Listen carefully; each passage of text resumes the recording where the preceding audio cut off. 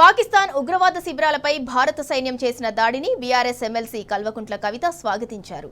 పహల్గాంలో పర్యాటకులపై దాడి, పుల్వామాలో దాడుల గురించి ఆమె ప్రస్తావించారు. ఆ దాడులకు భారత్ ధీటుగా జవాబు ఇచ్చిందని కవిత తెలిపారు. ఈ సమయంలో దేశం మొత్తం ఐక్యంగా నిలబడాల్సిన అవసరం ఉందన్నారు.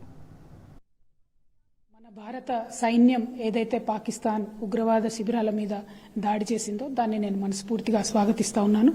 మొన్న వాళ్ళు చేసినటువంటి టూరిస్టుల పైన చేసినటువంటి అటాక్ అయినా, అంతకుముందు పుల్వామాలో చేసినటువంటి అటాక్ అయినా, వీటన్నిటికీ కూడా ఒక మంచి జవాబు ఇచ్చినందుకు భారత సైన్యాన్ని మనస్ఫూర్తిగా అభినందిస్తున్నాను. ఇప్పుడు ఉన్నటువంటి సందర్భంలో మనం పార్టీలకు అతీతంగా దేశం యొక్క ఐక్యతను చాటాల్సినటువంటి అవసరం ఉంది.